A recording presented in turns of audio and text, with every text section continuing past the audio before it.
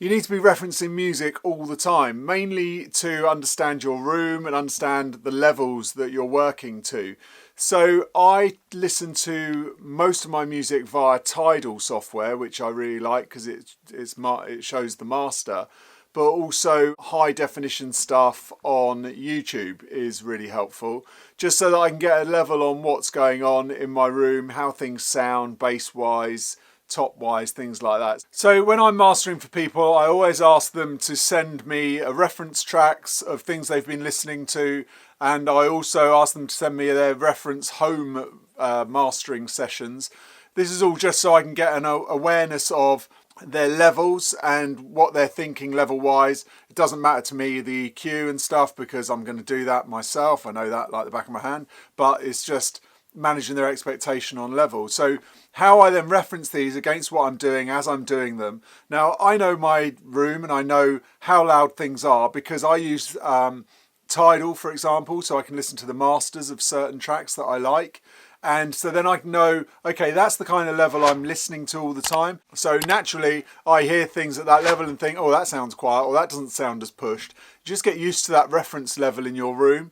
Now, the reference level I kind of work at is about 85 SPL, something like that, 80, 85. So that's the kind of loudness I'm listening to. So when I'm at that level, I can tell, okay, I'm turning that up a bit so I know that it's not loud enough. Now, I also use a bit of software called Metric AB, which is something I've recently used more because I used to reference ABing on my desk. So I would have the before going into my desk and the after going into my desk. And the reason for that was because I was mainly analog. But now that I'm a bit more in the box, I use a thing called Metric AB. And the reason why I like that so much is because I can set up about 8 different tracks. So I can have my kind of standard ones that I listen to, and then I can have stuff that they've sent me, and I can really have loads of different things to reference off. It has a gain button on it, so it lifts the signal of the befores to match the after, so I can really get a balance on what I'm doing and really understand, and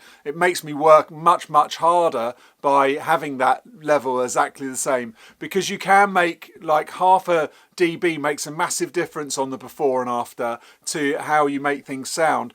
Everything sounds better louder. If it's playing louder than the original version, then it will sound better to your ear. Your ear thinks it sounds more lively. The DEQ sounds totally different. So to try and get those two tracks at the same level is super important, because then you can really hear the EQ tweaks that you're doing.